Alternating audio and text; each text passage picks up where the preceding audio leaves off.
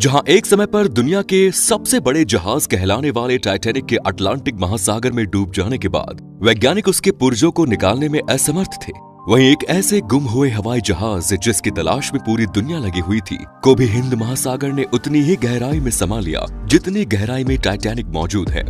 रोजाना प्रशांत महासागर के रास्ते मलेशिया से चाइना और चाइना से मलेशिया ट्रैवल करने वाला ये जहाज आखिर हिंद महासागर में आकर कैसे डूबा, आखिर क्या हुआ जिससे इसे अपनी दिशा बदलनी पड़ी, सब जानेंगे इस वीडियो में। कहीं जाइएगा नहीं, पूरी जानकारी के साथ हमारे साथ बने रहिए।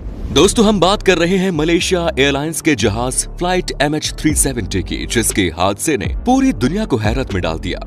फ्लाइट MH370 जो रोजाना अपने निर्धारित समय से कुआलालंपुर से बीजिंग तक का सफर तय करता था, पर एक रोज 8 मार्च 2014 को कुआलालंपुर से टेक ऑफ तो हुआ, पर बीजिंग पहुंचने से पहले ही रास्ते में कहीं गुम हो गया।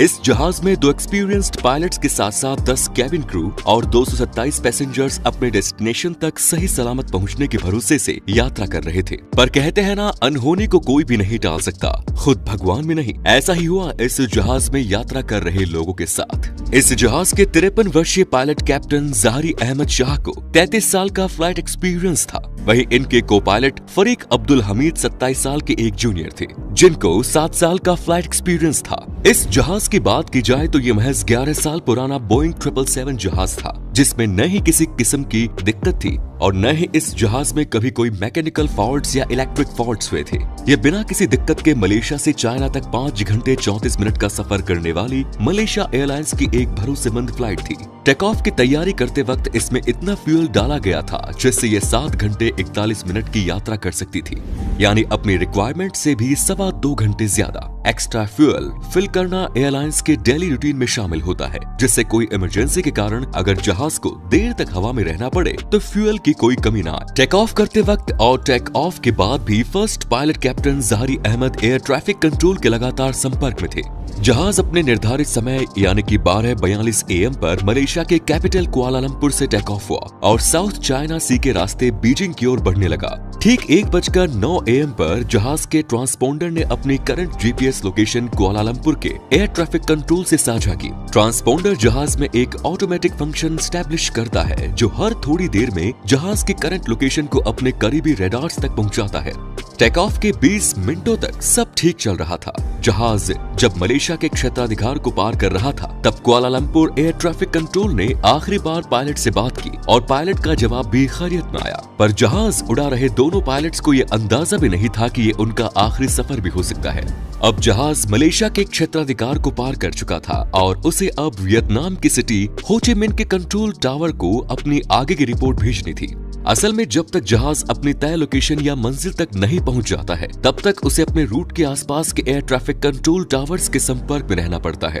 पर फ्लाइट MH370 ने अपने रूट के अगले टावर यानी कि हो ची मिन्ह को रिपोर्ट नहीं किया और कुआलालंपुर के एयर ट्रैफिक कंट्रोल से आखिरी संपर्क के ठीक 3 मिनट बाद यानी कि 1:21 AM पर यह जहाज कुआलालंपुर और हो ची मिन्ह दोनों के रडार से गायब हो गया।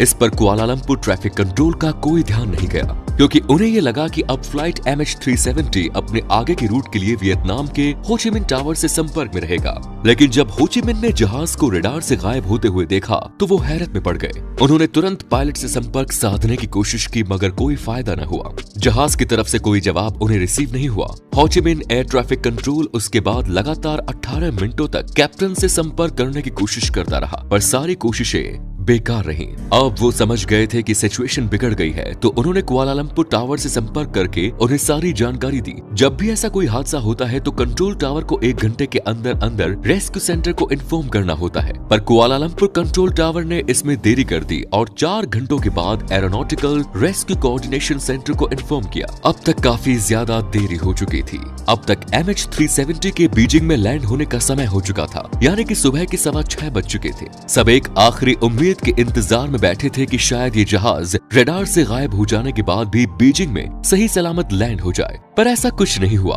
बीजिंग से भी रिपोर्ट नेगेटिव ही मिली। सुबह के 6:32 हो रहे थे। हर तरफ से नेगेटिव रिस्पांस मिलने के बाद ठीक उसी जगह से जहां से जहाज गायब हुआ था, 7 देशों के 34 शिप्स और 28 एयरक्राफ्ट्स के साथ रेस्क्यू ऑपरेशन शुरू किया गया। रेस्क्यू टीम ने फ्लाइट MH370 को गल्फ ऑफ थाईलैंड और साउथ चाइना सी की बॉर्डर पर ढूंढा, पर वहाँ प्लेन क्या, इसका कोई क्लू तक टीम को न मिला। जहाज का अचानक रडार से गायब हो जाना अब पूरी दुनिया को चौंका रहा था। अब तक सोशल मीडिया पर लोगों के सवालों ने हंगामा मचा दिया। दुनिया के हर न्यूज चैनल और न्यूज़पेपर्स ये एक बड़ी हेडलाइन बन चुकी थी। सभी लोग उन यात्रियों की सही सलामत की वापसी की दुआएं मांग रहे थे।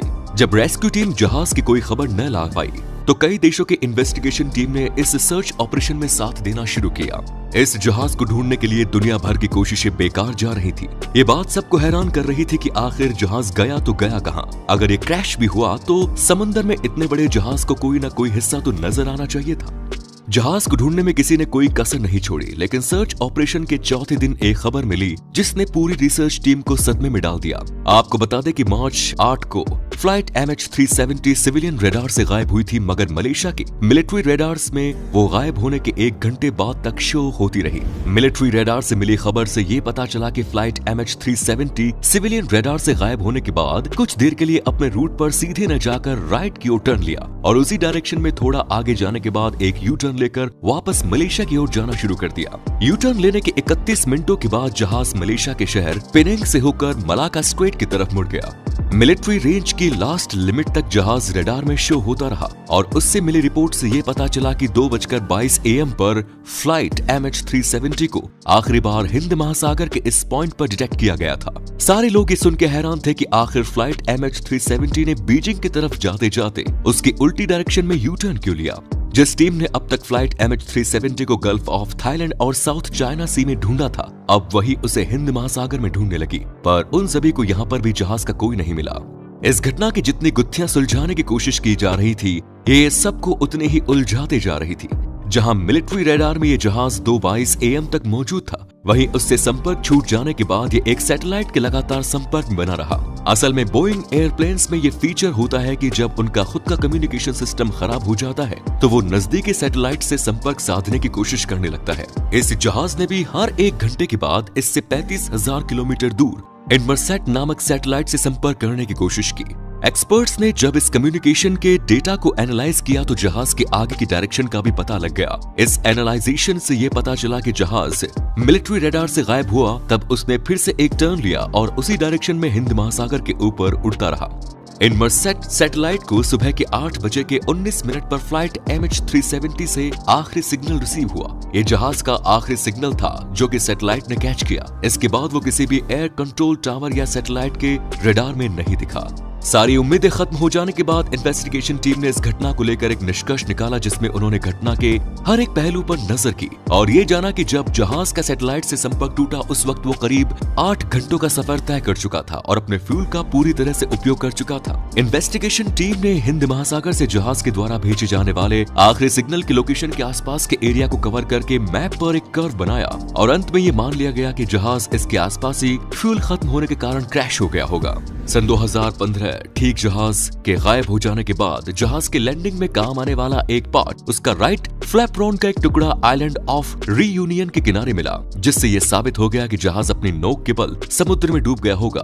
तभी उसके झटके से ये फ्लैपरोन टूट गया। पूरे इंडिया के क्षेत्रफल से भी बड़े हिस्से में फ्लाइट MH370 को ढूंढने के लिए लगातार 3 सालों तक डीप सी ऑपरेशन चलाया गया, जिसमें $160 मिलियन का भी खर्च हुआ, लेकिन प्लेन का कोई पता नहीं चला। फ्लाइट MH370 के गायब हो जाने के ठीक 8 साल बाद यानी कि फरवरी 2022 में एक British retired aerospace engineer Richard Godfrey ने एक बार फिर जहाज के मिलने की उम्मीद जताई। रिचर्ड ने वीक सिग्नल प्रोपेगेशन के जरिए फाइनली जहाज की एग्जैक्ट लोकेशन ढूंढ निकाली, पर लोकेशन के मिल जाने से अब कोई फायदा नहीं, क्योंकि रिचर्ड की बताई गई लोकेशन के मुताबिक जहाज पर मैप पर बने उस कवर्ड एरिया के पास हिंद महासागर में 4000 मीटर तक नीचे मौजूद है, जहां से जहाज को निकालना फिलहाल के लिए तो असंभव है। जहाज के क्रैश होने की वजह भी जहाज के साथ ही पानी में डूब गई। ये जहाज किसी इलेक्ट्रिक फॉल्ट की वजह से अपनी लोकेशन से भटका था या किसी हाईजैक जैसी साजिश का हिस्सा था, इसका पता तो जहाज के ब्लैक बॉक्स में ही रिकॉर्ड है, जिस तक पहुंचना अभी तक संभव नहीं हो पाया। पर आप हमें कमेंट करके बता सकते हैं कि जहाज के रडार से गायब होने की क्या वजह रही होगी। सोचिए और जवाब दीजिए। आपकी कमेंट का हमें इंतजार रहेगा और जाते जाते बेल आइकन को जरूर दबाएं। धन्यवाद।